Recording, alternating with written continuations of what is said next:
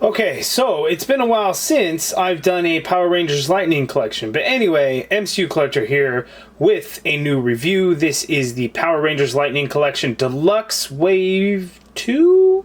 Was it Wave 2? I think it was Wave 2. Was it Wave 2? Yeah, I think it was Wave 2. This is the Mighty Morphin Snizzard from the Mighty Morphin Power Rangers series, which we seem to be the only season that we get, you know, monsters for. But anyway, this is the villain that Bryan Cranston voiced.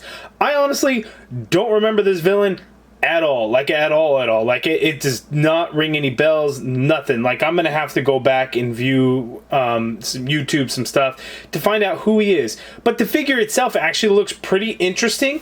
This is the first, amongst the first figures that have come for the Power Rangers Lightning Collection in the plastic-free packaging. So you can see we are kind of a different design here. So you see Power Rangers Lightning Collection logo up at the top. We get some artwork on the side there. It says Snizzard. On the back of the package, we get the 3D render of all the good stuff, so the accessories and things that it came with. So I already kind of took it out of the box, so we can kind of move it along here. I did want to just show you how it's packaged in there. So with the Power Rangers Lightning Collection, similar to G.I. Joe, the paper wrap, we actually get some of the logo stuff. And then that's probably something that Hasbro is going to do with the Hasbro-owned licenses. So G.I. Joe, Power Rangers, probably Transformers, but I have no idea. I'll never know because I don't ever get any Transformers. We'll go there. So Marvel, you know, only has like standard white bags, and Black Series at this point, I don't even know what they have. So I don't know. We'll see. I could be talking out of my ass. But anyway, here it is. I'm going to take it all out of the package and we'll take a look at Snizzard. Oh, it's secured in there. Look, they even got little ties and stuff. I just tried to pull it all out and I'm like, oh, that didn't work. Whoops. Okay, so I got Snizzard out of the package. He has some assembly required because his bendy wire tail does not come attached. So I actually have to port that on into the figure, and you can see how far out it is going to come. Interesting design. It's kind of crazy that it's bendy wire because this is a thick ass tail. Like, how much use can you actually get out of the bendy wire? I guess a little bit, not a whole lot. I'm worried about how well this paint is going to hold up on this rubber, though. So that's kind of something to think about. But let's go ahead and port this on there. So that is a large ball peg there and a tiny peg hole. And let me see. It's, oh, I guess since it's rubber, it's actually quite easy to get them on there. Now, I'm worried about balancing. This figure is kind of weird. The legs are weird. The feet are weird. But I guess it counterbalances with the tail, or you could always do something where he leans up against the tail. But some interesting stuff. So we get this coiled up snake here, which I don't know. I don't think it's bendy wire. No, it's not really bendy wire. As you can see, it's kind of going right back into its form. So that's actually kind of a cool little accessory. There, we actually have this other snake here, which is, I think, kind of supposed to be a rope where the snake is actually biting itself, which causes that loop. So that's interesting. We get this ball of energy lightning piece here. I got to see, I guess it'll just kind of go around his hand. I don't know. It's kind of weird, like, connection pieces you could see there, but as you can see, Snizzard's hands, they're just snakes. I don't know how that's going to work, but that's interesting. It looks kind of cool. And then we get this this bow and arrow, which is like two snakes like coiled around the bow, like right here and right here. And then the arrow is another damn snake. It's a little warped, but just the wackiest shit ever. And it's kind of cool. This is one of those kind of like wacky, you know, monsters of the week that are just so weird and stuff, and it ends up being really cool. Could be a fun toy. Now, this thing like opens up, right? If I look at the package, his whole mouth and everything opens up. I haven't figured it out yet because I'm dumb, but like I try to grab the lower jaw and like pull it out, but then the teeth are like poking me in the fingers, and then when I do that, it's like, oh, whoops, and then I completely remove the jaw from his damn mouth. As you can see, it just kind of pegs in there, so it's not broken in any way. So I'm still just confused. I don't know if it's designed to first come off and then I just pull on it to get it to open up, which I guess would be the case. And then I'm surprised by these two snakes in here that are articulated. They just kind of go around inside of his big ass ugly mouth. This is just like the craziest monster ever. And then I can just reattach this lower jaw portion there. Yeah, wacky, and you know what? I'm all for it. It is just pretty crazy. So let's get in for a closer look at this Snizzard figure. Okay, so I definitely had to do this first before I do anything, because silly me, it looks like this is what you are supposed to do with this energy effect. So he has an apple on the top of his head. Why he has an apple? I don't know. Power Rangers are funny. I mean, Super Sentai probably would have explained it. Power Rangers tended to not do anything that would have gone into depth of these characters in any way. So yeah, that's the energy effect there. It goes on the top of his head, that crown there, which is an apple, because in the short little clip that I looked up, the Pink Ranger Kimberly shot her arrow at the apple, and I think that destroyed him, or maybe temporarily before he grew. I don't even know, because I didn't fully watch, but I did see the cool things of the snakes that are inside of his mouth that come out, which is awesome. And then these things, I'm going to see if these will wrap around a Ranger, because he actually had the Rangers wrapped up in snakes a little bit, so I'm going to see if this will actually do that.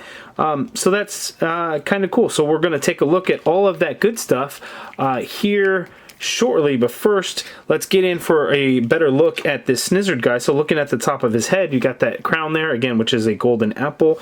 We get like the scales of his skin. We actually get the line work colored in. I don't know if it's just like sloppy in that spot right there, if it just got a little bit thick. But that's what we got there. Red eyes, that look pretty good. This fin here in the back is a semi-translucent color. That is done really nice. Well, I guess it probably isn't a problem, but this back, you can see it's a more of a shinier plastic color than the front. But that actually continues kind of throughout the tail, and then up underneath it does not. So that I think is actually kind of by design, because if you can see here, you have a shiny and then more of a matte in the front there. So interesting. But we get like these teeth. I guess that would be kind of molded throughout on the sides and stuff. It is just kind of wacky and crazy, a little bit of color in there. And these things are actually kind of pokey. Like, damn, like if you pick it up and you squeeze, like your fingers are all indented. You're not going to break the skin or anything, but geez, all right, a little kid might, you know, they'll be roughhousing with it. Might be a little crazy. But this is really cool. Again, the jaw is kind of difficult to open up, and then with mine, it really pulls off that lower jaw. I want to say that's just a design flaw probably in mine, whereas this piece here was probably a little loose. I don't think that's something that you're going to see on all of the figures. But you know, if you move the head up as much as possible, it still doesn't really help in like this issue here with it really being stuck seems to happen. So again, I think that's just mine. That's how the inside looks. It's all red, and you can see those snakes are there on that swivel there. So that is actually really interesting how they did that, so you can move them around. So definitely a nice touch. Again, you can see the movement on the head a little bit there. So very interesting design. This was the original team, so with Kimberly, Zach, Jason, and Trini. So this would have been probably the first season, or maybe the first part of the second season. I want to go the first season, but I still honestly just don't remember this guy. And what a shame, because it's an interesting design. Again, he's got snakes for hands. Like, how wild is that? The scales and everything is all sculpted nicely. The paint work seems pretty cool. We get a little bit of a gradient on the skin tone there if we focus. One bad thing though is that hinge. It's too bad they didn't apply paint on the inside of the hinge, because it makes sense for the outside, but the inside it does not. So that is unfortunate on the design choice there. His legs, those are all like wrapped up and coiled snakes. Like, that's kind of wild. When this figure was first announced, I didn't think it actually had knees and stuff, but he actually does have an articulated knee in there, which we'll go over the articulation a little bit later. He does have a swivel, so it's all hidden kind of well. The ankle has an ankle ball that actually is on a swivel, and the foot can move around like crazy on that ankle ball and everything. So it's just kind of wild and nuts. But let's go ahead and zoom out so we can get a better look, and we can take a look at his all his articulation. So it gets a little bit tricky, because when I stand him up this way, his tail just wants to hit that poster board that I have back there, and then I'm not really going to be able to get him in full frame. So we'll kind of have him off to the side a little bit. The shoulders you can get all the way up and down. You can do a full rotation in there. There's no bicep swivel, but you do get a swivel at the elbow there. It is a single joint, which gives you a perfect 90-degree angle there. The snake head hands are on a swivel, and they do hinge, so you can hinge them back a little bit. You can hinge them forward. and then you can see at the wrist it kind of goes outward as like a cobra, I guess, would. So that's pretty interesting there on the arms. The torso, there actually is a waist ball joint there, similar to like a diaphragm cut would be, so you can get some crazy circular motion. You can pivot to the left that much, you can pivot to the right that much, you can go back ever so slightly, you can come forward just a little bit as well, but it's nice that we get that, and then you can just do a swivel in there.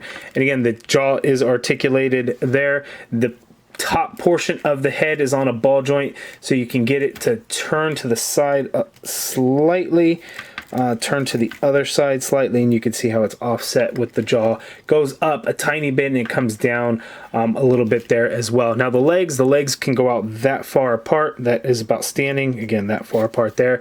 You can kick forward actually fairly well. As you can see there is the upper thigh cut in there. You get a swivel at the knee. It is a single jointed knee, but it gives you just about 90-degree bend there. We have an ankle ball there, so if you grab that ankle ball, you can swivel at the ankle, and then the foot turns in all kinds of directions with insane pivot, pegals at the bottom of the feet. You can hinge all the way down. You can hinge up a little bit, but again, the foot then hits the leg there. So craziness. And then the tail is on a bendy wire ball joint, so you can move it around like you could move it and tilt it to the side, crazy different amounts and everything. So it's nice that it's rubber, so you can actually do that. Again, it's so thick that the bendy wire doesn't come in too handy, other than kind of going up or maybe going down or maybe going to the sides a little bit, and that's really it. And so far, no issues with the paint on there with the bendy wire, so I guess it's going to hold up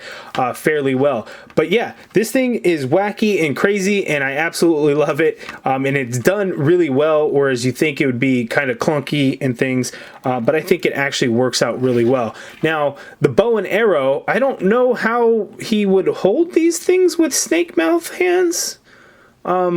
So guess I'm trying to figure that out. Well, I guess if you do, you can actually put that in the snake's hand or in the snake's mouth, and it can hold that way, but that's still a very, very, again, very, very odd design, and it doesn't really work out too well, I guess.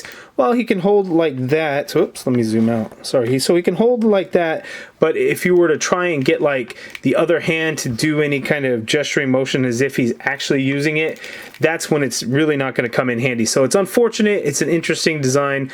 That doesn't really work. We saw this on the top of his crown there to kind of show some energy effect. And then he has these that he can use against the Rangers. So I'm going to go ahead and grab a Ranger, and let's see if we can wrap one up or wrap up a couple of them with this.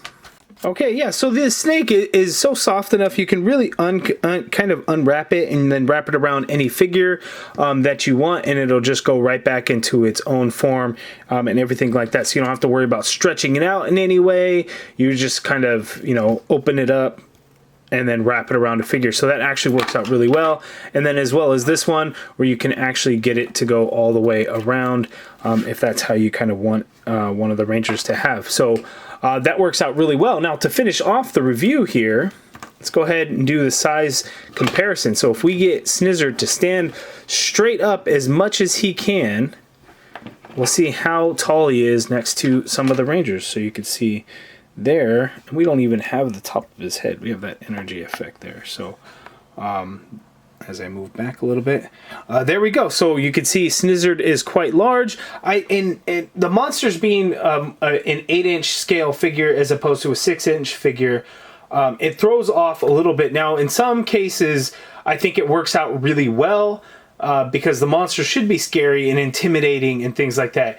The problem is just another guy and an actor in a suit, just like the Power Rangers. So in some cases, the suit would tend to be a little bit larger, so it makes them seem a little bit taller. But they should be about in the same height. But this was addressed when Hasbro first decided to make monsters. Just they were like, oh, we made them bigger because we thought it would look cooler.